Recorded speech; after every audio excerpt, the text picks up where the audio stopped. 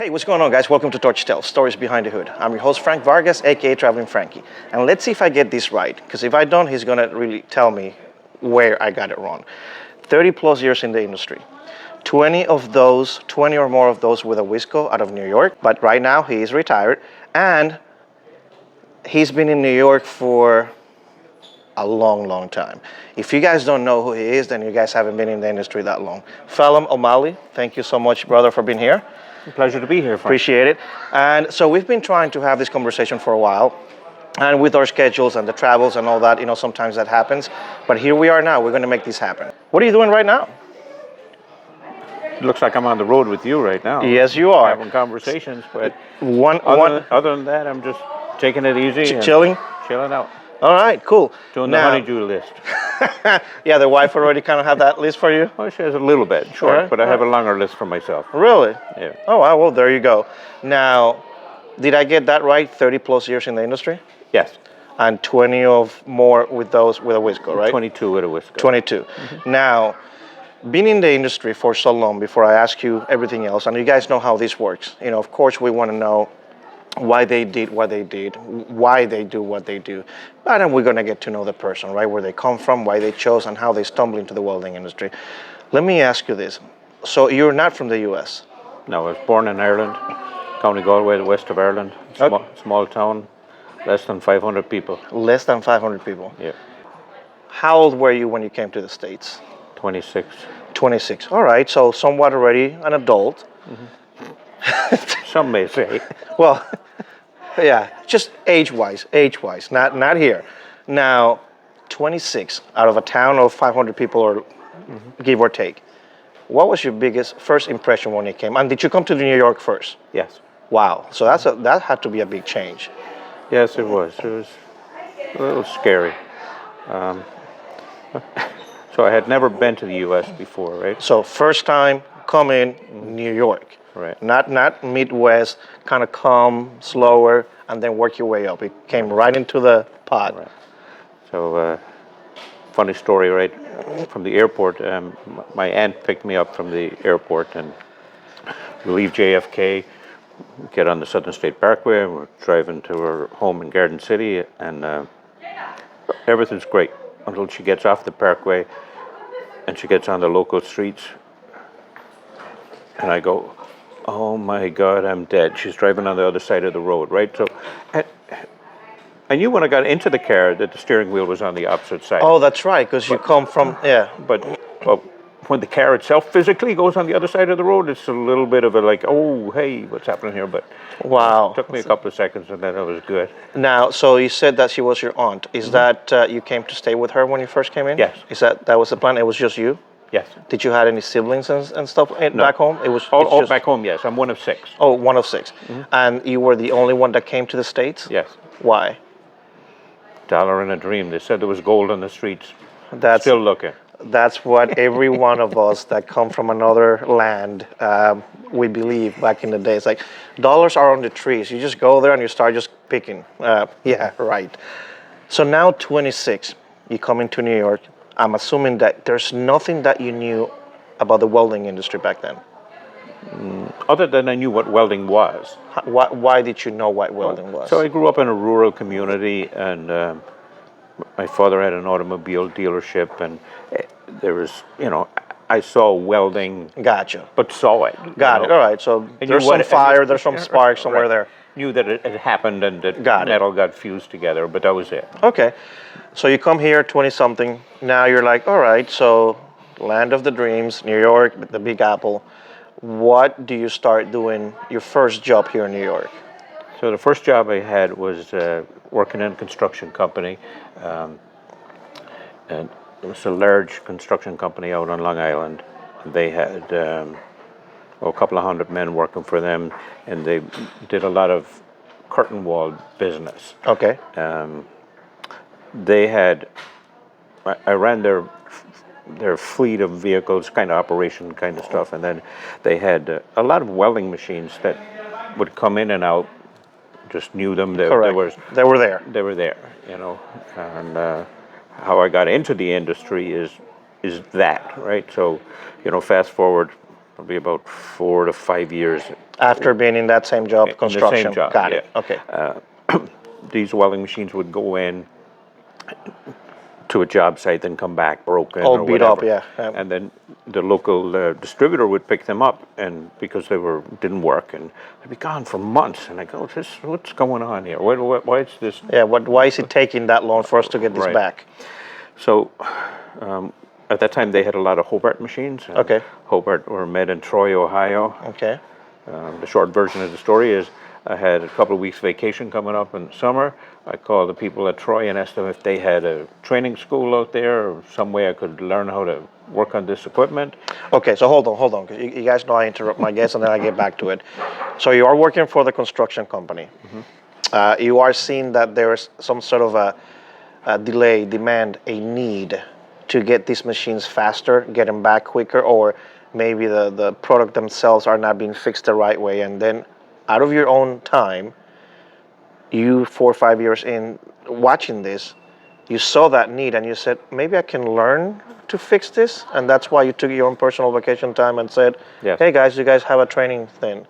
But you were not thinking about doing anything like opening your own thing. You were just thinking of Right. fixing while you were working for Yes. them? Okay. So now you go and they say yes, I'm assuming. Yes. So you went. As long as I could pay for myself and get my own way and make my own, because we were not a distributor. Right? Got it. So I had to get my own hotel, and it was all on me. So Wow, that's impressive. Kudos. So you go 2 weeks. So how long what was the process there? So I was there. So the first week was kind of basic training, and the second week was more intense, right? And, Okay. there was, I think, 5 other guys. So there was 6 of us at the training school. Are they teaching you how to actually weld or just how to fix the machines? How the machines work and how to fix them. Okay, got it. All right. So it was 6 guys the first week, and then there were only 2 of us left for week 2. Hell with this. Yeah. So the first week there was I still remember the trainer's name. His name was Dave Evans. He was on week 1, and he was supposed to be there for week 2, but his wife, something happened with his wife. I can't remember what it was. And then this guy called Mike Hulsman came in for week 2, right? So on week 2 we did all kinds of different machines, and then there was a test at the end, right? So, obviously I passed the test, as did the other guy. Yeah. And can I tell you a story about the test? Of course, yeah. Okay, so part of the test was to fix the machine that the last training class broke, right? Okay. So was that always the way they did Yes. things? Okay, okay, got it. After our class. They didn't do it again. Okay, got it. Finish, yeah. So we take this machine and we go through it, and what would happen is, like, people would move wires, cut wires, tape them up. On purpose? On purpose. Okay, Just got it. so- Okay, got it. So you could find it. Troubleshoot right? the whole thing, yeah. So we troubleshoot the machine, we fix it, it's working, and then they ask us to sabotage it again, right? So Okay. Did we sabotage that machine? We turned it inside out. We turned boards backwards. We resoldered stuff on the boards. Oh my lord, you guys We went to turned the next SCRs level. upside down. So about a week after, there was another class. A couple of guys from Canada, they came in and they were trying to fix the machine. They ended up throwing the machine out. Fast forward a couple of years, I bet Mike Hughes went in, he goes, you guys really did a number of that machine. He said it wasn't worth fixing, we had to throw it out. So they had no more sabotage. They did their own sabotage after that, because obviously it was too expensive. They were just looking for simple sabotaging, Right. not the whole like, dude, what are you guys doing?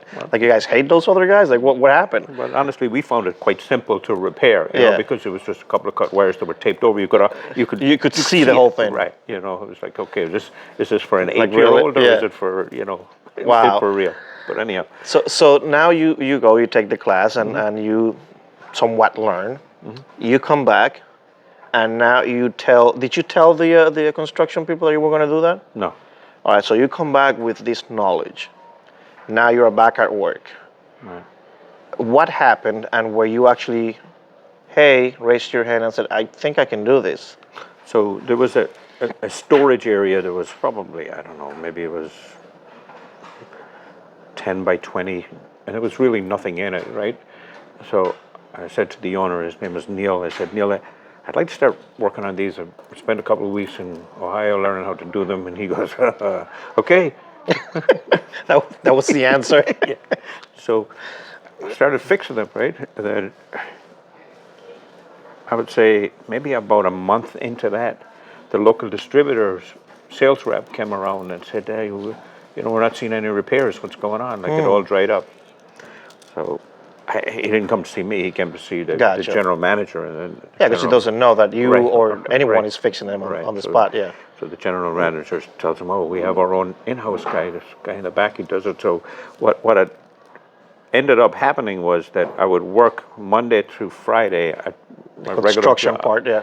and then on Saturday I would come in and work on the equipment. Now, were they paying you extra? Yes. Okay, Yeah. got it. As a separate thing, completely, not overtime. No, not overtime. Or now you are a repair guy working, a contractor. Right. Well, Yeah. yes, it was a deal. Gotcha. I made a deal. Got it. Back then, a deal. Yeah, you guys get it. Yeah. So the guy, I guess, left, and he comes back on the following Saturday. I guess the GM must have told him. So he came on a Saturday, and he's like, oh. Then he asked me if I would work on their equipment. And I said, well, I don't really have much time, And he goes, well, why don't you stop by, Monday afternoon and we'll talk. So I said I would work on some stuff for him, smaller stuff, right? So what I would do is on my way home from work, I would drive by there, pick up some smaller stuff, take it home to my house, and I'd start fixing it in my garage. Okay, all right. And then another distributor found out that I was doing it. Okay.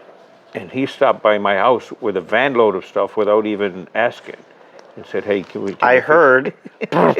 Yes, can you fix this for me? So that went on for about 6 months, and I was burning midnight oil left and right. I can imagine your regular job, the Saturday part for them, and now all of these other things. So I go in one Monday morning, and I say to the guy Neil, I said, Neil, I can't do this anymore. I'm going to do this other thing. And he goes, Felim, you were only here for about 6 months, and I knew you weren't going to stay here. You've done a good job for us. Thank you. And if you want to come back, come back. Wow, but I don't think I'll see you again at this job. So. I'm sure that made you feel good, just to hear something like that. It's like, wow, that's awesome. So now, bam, now you're in. You dove right into this. But at this moment, were you still fixing the construction company's machines? Were they still sending it to you as well, or you were going there? Yes. Plus, these other distributors were coming to you. Mm-hmm. So I'm assuming it was word of mouth that all these distributors were finding out, hey, there's this guy here that's fixing things. So I did it out of my house for about 3 months or 4 months, and I just didn't have any room. Like I had a one-car garage, right? 4 machines plus tools. That's it, right? That's it. So I ended up renting a space in West Babylon, and I opened up my own company. Was called Dynamic Welding Repairs. And I did that for 10 years or so. 10 to 12 years, I think. And that location is the current Awisco location in West Babylon. Really? Mm-hmm. Okay. So now you are there for 10 years. I'm assuming that you got enough business from everyone in the area and so on. Mm-hmm. They knew that you were the guy. Were you doing just repairs on all kinds of machines? On all kinds of machines. And over those years, I was, Miller certified, Lincoln certified, Hobarts certified, obviously. Right. The beginning. Right, the beginning. ESAB, Hypotherm, Thermodynamics, Tweco. Damn, you know your way around a machine. PowerCons. So I had a lot of different lines at the time. So I had some repair business and rental business. And so you were not selling; you were just renting and repairing. Yes. Okay, mm-hmm. So at that moment, you never thought you would either have a distributorship or work for a distributor. No. Right, you're just good doing your thing. Mm-hmm. Was it just you doing the work? No, I had 2 other guys working with me. Okay, got it.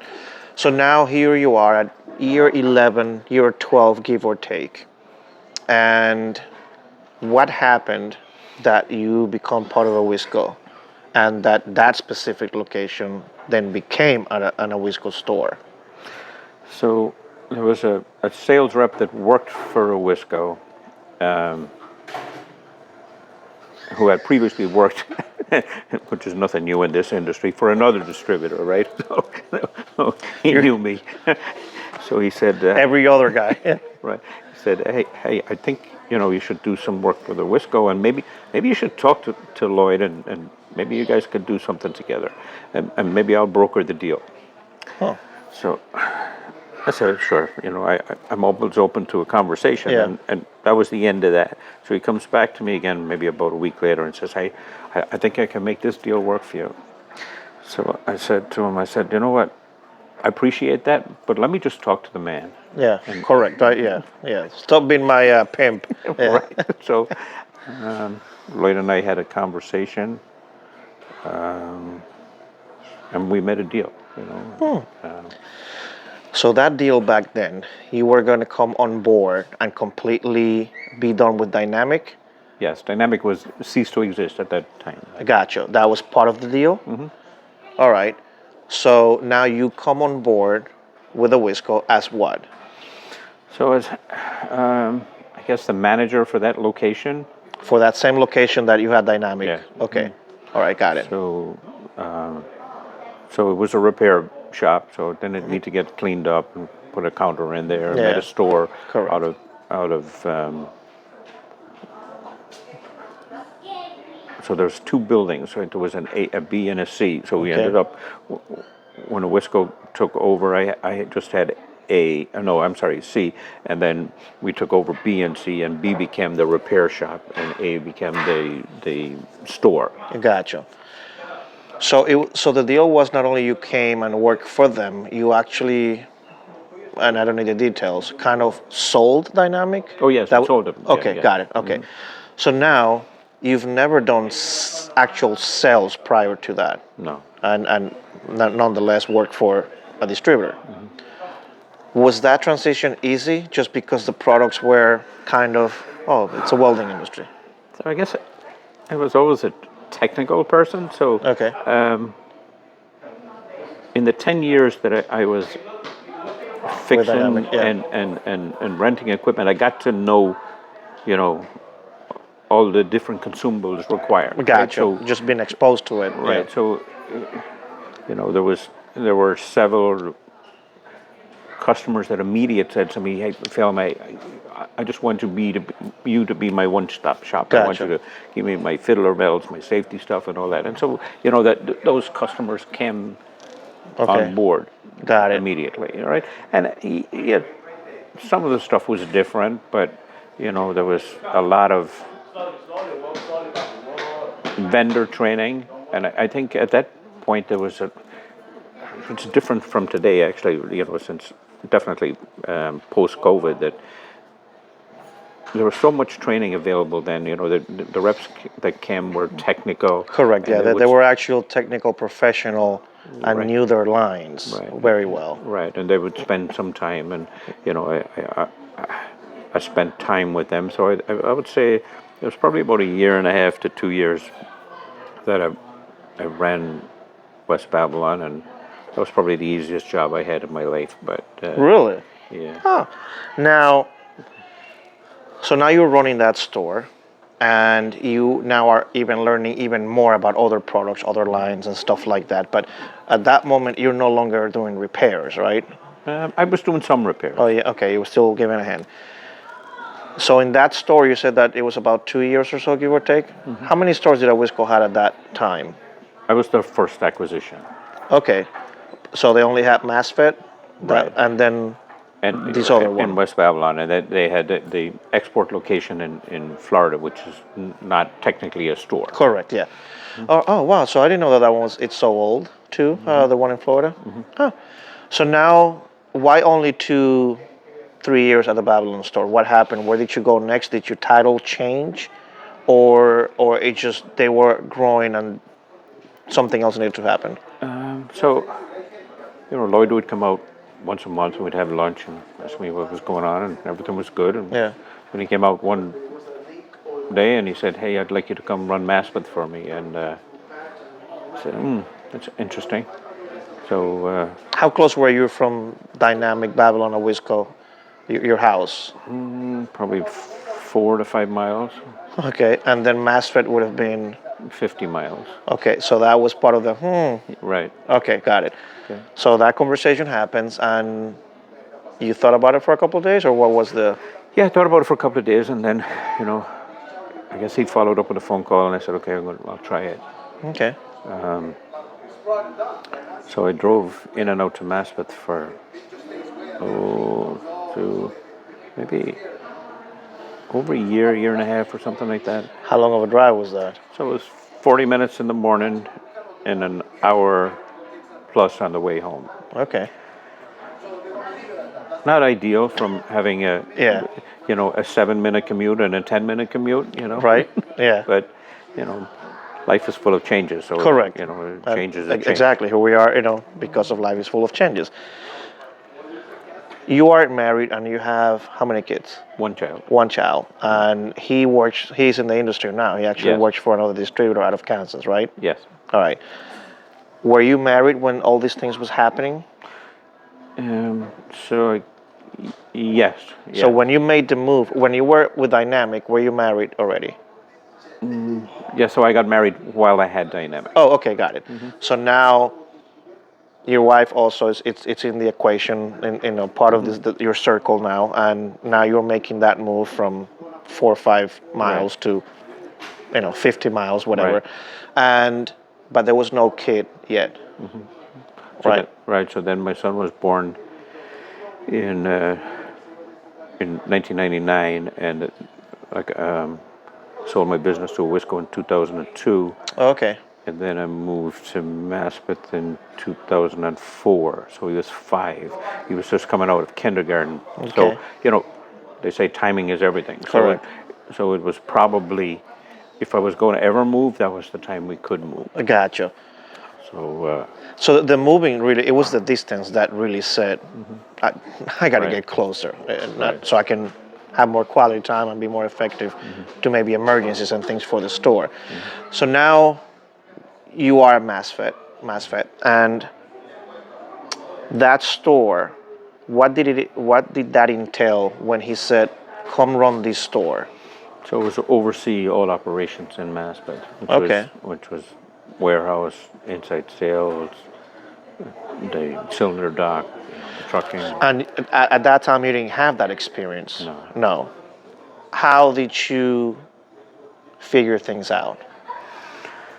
So I listened a lot. Okay. To who? Everybody that would willing to speak. Okay. Got some good advice, some great advice, some poor advice, some horrible advice. It comes with the territory. Yeah. But I listened a lot. Alrighty. Now, when you were doing your own thing at Dynamic, and then Awisco, and then you moved to the one store, and by now you are 15 years in, give or take. What do you think it was the biggest challenge for you at 5 years with your own thing, and then 15 after with working for somebody else?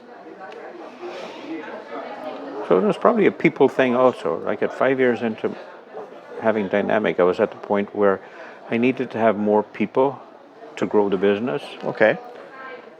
And then when I moved to Maspeth, I was dealing with more people. And you're like, I don't want to deal with people. So it was the same headache, but in a bigger different room. Yeah. Got it. What do you think it's what is it about the welding industry that allowed you to stay in this industry for so long? The people. Okay. People in this industry are incredible. Like the relationships that I've been able to build over the last, 30 years is just incredible. All over the country, I've met different people, worked with them, we're on different projects, and they have helped me, and I've helped them. And my son was probably around, I don't know, maybe 10 years old, and we were talking about going somewhere. Trying to remember where we were going. Somewhere down south. Yeah, wasn't it a game or something? And you made a call and somebody kind of made something happen? Yes, Yeah. right. So, so I don't know if you know this about my wife and I, but we march in the Macy's parade every Thanksgiving. I right? just found this out a few months back. Right. Yeah. So, and then my son was like, "Well, what are we doing for the weekend?" I'm like, "Well, we're marching in the parade. What are we doing?" I'm like, "I don't know what's going." I said, what's really on?" And my son is, a sports kid. And Yeah. like, hey, maybe we could go to a bowl game. And I said, I don't know. Okay, where are we going to go? Yeah. And he wanted to go to the Iron Bowl. And I said, okay, I know somebody down there. And he's like, yeah, right. Right. Typical kid and their parents, like, whatever that, yeah. So I called Bill Visentainer and I said, hey, Bill, we're going to come down to the Iron Bowl. Can you give me some direction of, what to do, where to stay? And he said, I got you, man. I got you. and I said, okay, great. Yeah. Said, I'll call you I don't back. know what that means, but all right, yeah. So I'll go home, and that afternoon, my son said, I spoke to him, and what's happening? He said, I don't know. He said, I got you. I don't know what that means. He's going to call me back. Okay. So I think maybe it was about 4 or 5 days later, Bill calls me back, and he goes, I got your tickets, man. Got your place to stay. Just got to get here. I'm like, wow. And he goes, no, we got you. So, yeah, so I'm sure your kid was not like, what? So Yeah. I think he was a little taken aback. I'm not Yeah. sure that he believed me, but Yeah. so we got there. And actually, at that, Bill and his wife Debbie were out of town that weekend. So when I get there, that time it was physical tickets. Yeah. So I think I went to the store in Tuscaloosa and picked up the tickets. I think that's where I got them anyhow. But we got the tickets anyhow, Gotcha. and we That's got to awesome. the game, and it was at that time it was probably that game was one of the best sporting events that I'd ever been at in Really? my life. Yeah. The best one was when in Neyland Stadium. Fast forward just a couple of years ago, where Tennessee beat Alabama. Gotcha. Okay. That was the game. I can imagine. Sorry, Bill, we kicked their ass. I didn't say it. He's the one. He's the guest. He can say whatever he wants. But that's amazing. And like you're saying, just the relationships you build in this industry. I'm only 15 years in, and I can say that. And many guests that I've had have said the same thing. And it's hard to find someone that doesn't say the same thing because it is so true. But with that being said, the relationships, the people, that's the same reason why I'm here. What has been one of the most difficult things about being in the industry? Difficult things? I'm not sure that there's a lot of difficult things. I think there are challenges, but all of those challenges are there. I think that's the best part about it. Like there's a problem that you need to fix. Yeah. Right, and then you reach out to the people that you know and say, hey, whether it's I need help. In New York, it's a project on a road or it's a project on a bridge or whatever it may be. Hey, we need to cut this, build this, weld it, do whatever. Yeah. How are we going to do it, and how are we going to do it? As quickly and as efficiently as possible. Just before I retired, one of our customers came in and he said to me, Felim, I got these piles and I got thousands of them put in, but I got to clean them. And he goes, my guys are going to be using grinding and flap this. He says, I don't know what to do. And I said, well, why are you doing them that way? And he goes, well, there's no other way. And I said, sure there is. You could clean them with a laser. And he goes, razor? I could get out of here. I said, let me show you. Yeah. I said, come up at our open house. There's a guy going to have a laser there. He said, but they're for welding. I said, they're for cleaning also. Yeah. So we had a piece of metal there.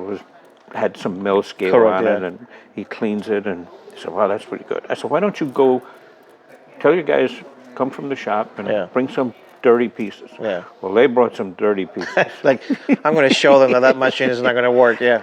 Well, they cleaned everything. And he goes, I want this machine. I want it now. And the guy said, well, I can't give you this. I'm going to another open house tomorrow. You can't have it, but we'll ship you one in a week or so.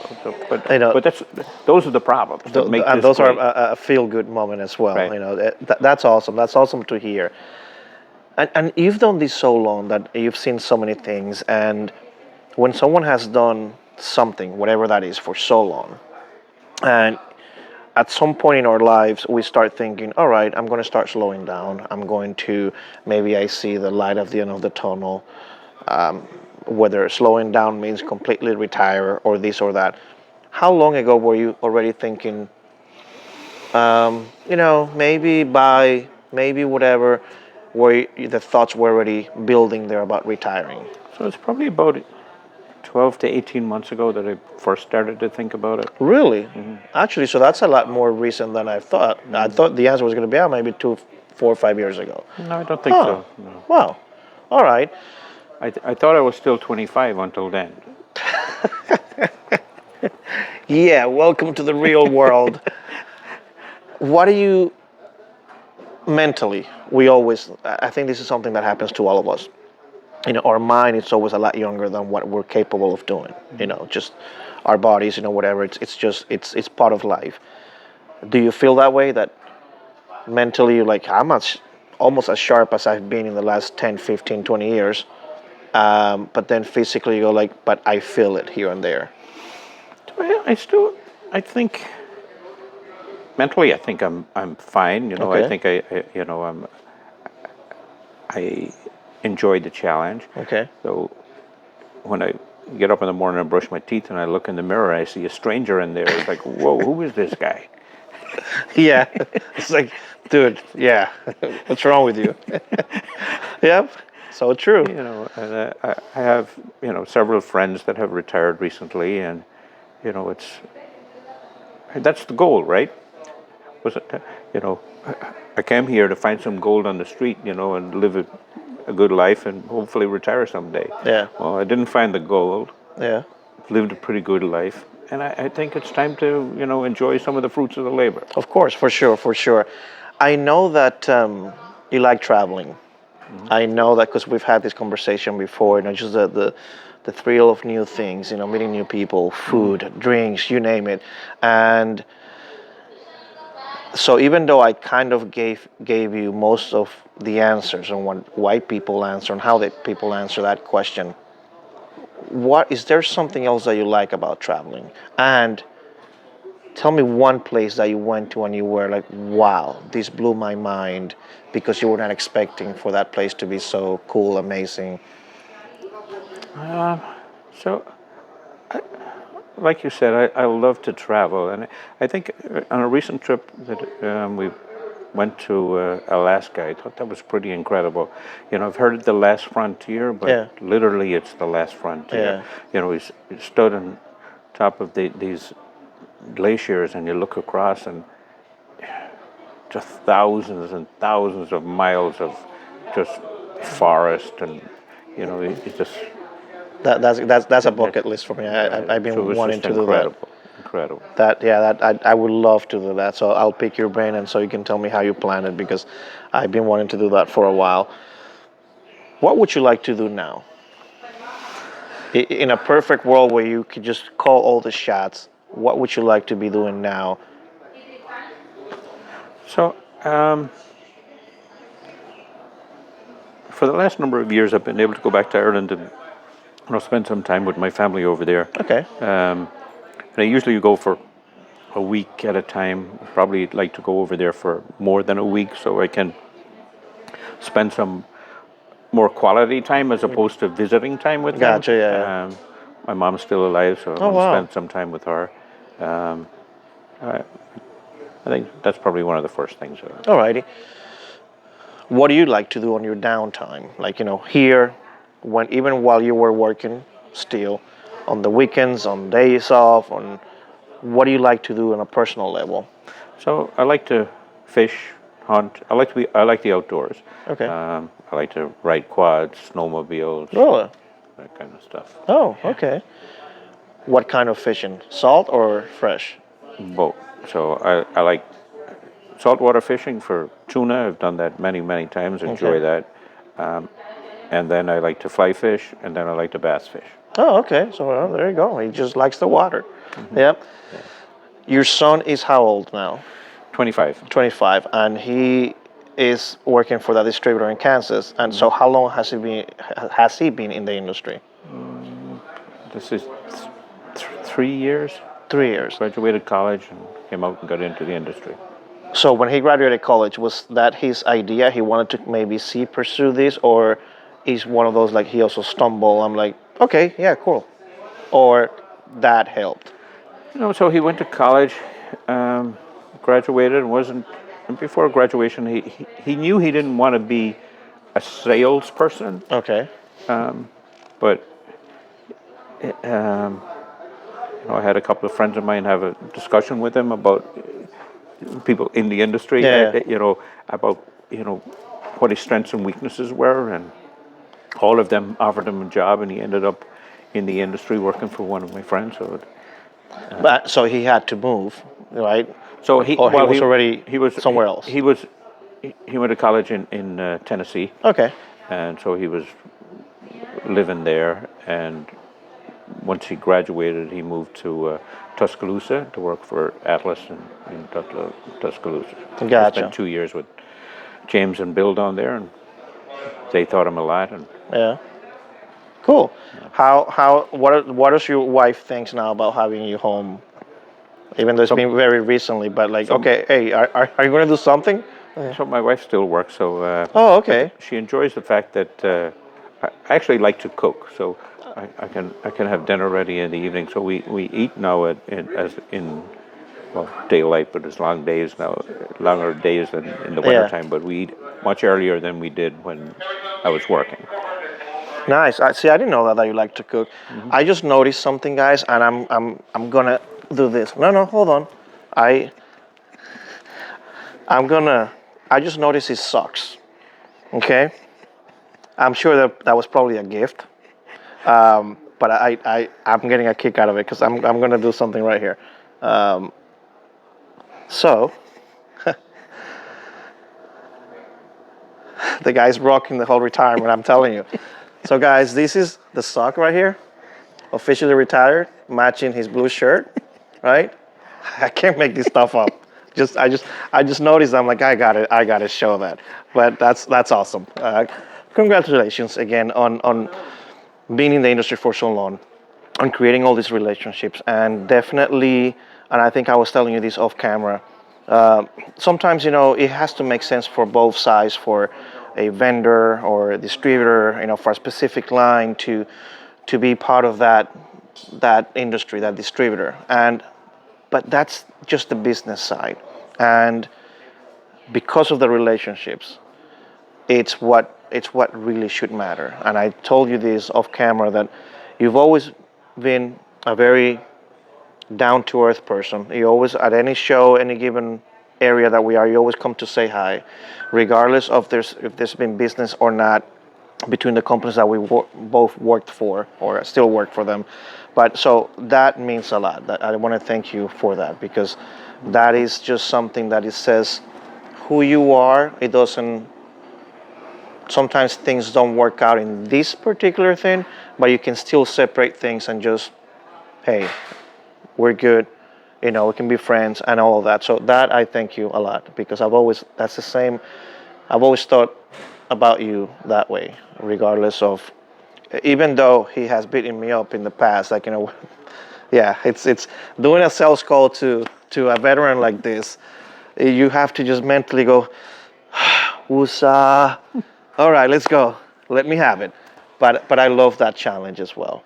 Thank you. But I like to treat people the way I like to be treated myself. So. Yeah. No, it's a small world.